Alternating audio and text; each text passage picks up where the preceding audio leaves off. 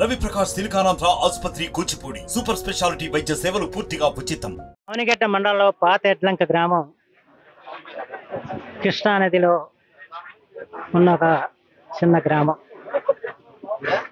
వరదలు వస్తే గ్రామం ఇప్పుడు కూడా ముంపుకు గురవుతూ ఉంటుంది. అయితే ఈరోజు ఈ గ్రామం అంతా కూడా కోతకు గురవుతుంది. అలాగే రహదారి సౌకర్యం కూడా లేని పరిస్థితి ఏర్పడింది. తాగునీటి సమస్య చాలా ప్రకారంగా ఉంది. 5 సంవత్సరాలుగా వైసీపీ ప్రభుత్వం ఈ గ్రామాన్ని పూర్తిగా నిర్లక్ష్యం చేసింది. సాక్షాత్ ముఖ్యమంత్రి గారు కూడా వచ్చి అవనిగడ్డలో ఈ పాత ఎడ్లంకి వంతెన నిర్మాణం చేస్తామని చెప్పి ఆయన ప్రకటించారు. ఆయన ప్రకటించి కూడా సంవత్సరంన్నర అవుతున్నా కూడా ఒక పైసా నిధులు విడుదల చేసిన పరిస్థితి లేదు. దాంతోపాటు ఇక్కడ స్థానిక శాసనసభ్యుడు సింహాద్రి రమేష్ బాబు ఈ గ్రామం ప్రజల పట్ల కూడా అనుచితంగా వ్యవహరించి వాళ్ళు చేయరు, ఇతరులు చేద్దామని చెప్పిన ప్రయత్నం చేస్తే వాళ్ళని చేయనిమని పరిస్థితి కూడా ఉంది. ఈ పరిస్థితిలో ఈ గ్రామస్తులందరూ కూడా విసుగు చెంది ఎన్నికలు వచ్చిన సందర్భంలో గ్రామ సర్పంచి సామ్రాజ్యం గారు, ఉప సర్పంచ్ గారు, మాజీ సర్పంచ్ గారితో సహా ఈ గ్రామంలో ప్రజలందరూ కూడా ఈ రోజున జనసేన తెలుగుదేశం సభ్యత్వాలు స్వీకరించడం సంతోషదగ్గ పరిణయం. ఈ గ్రామం అంతా కూడా ఏకతాటి మీద నిలబడతాము, ఈ గ్లాస్ గుర్తుకి ఓటేసి కూటమిని గెలిపిస్తామని చెప్పి వాళ్ళు చెప్పడం జరిగింది.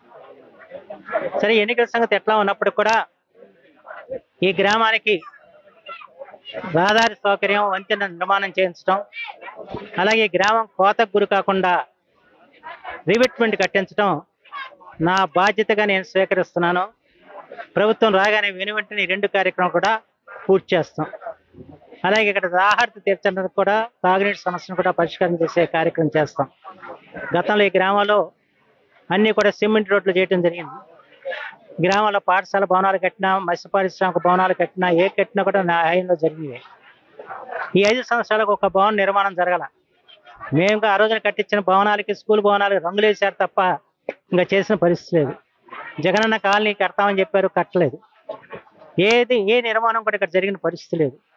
అంచేతే ఈ గ్రామానికి కావాల్సిన సకల సౌకర్యాలు కల్పించడానికి, ఈ గ్రామానికి ఉన్న సమస్యలను కూడా పరిష్కరించడానికి ఇవాళ ఎన్డీఏ కూటమి ప్రభుత్వం తరపున మేము తప్పనిసరిగా కృషి చేస్తాము. ఈ రోజున ఈ గ్రామ ప్రజలు మా పట్ల చూపిన ఆదరాభిమానాలకి మేము ఎప్పుడు కూడా మర్చిపోము. దానికి రెట్టింపు వాళ్ళ కోటాను రూపాయలు ఖర్చు పెట్టాల్సిన పరిస్థితి ఉంది. వీటన్నిటికి కూడా ఆ నిధులను కూడా సాధిస్తాం, ఈ గ్రామాన్ని పరిరక్షిస్తామని చెప్పి మాత్రమే మనం చేస్తాం. మరిన్ని వీడియోస్ కోసం ఛానల్ ని సబ్స్క్రైబ్ చేయండి. లేటెస్ట్ అప్డేట్స్ కోసం వాట్సాప్ ఛానల్ ని ఫాలో చేయండి. అండ్ లింక్ డిస్క్రిప్షన్ లో ఉంది.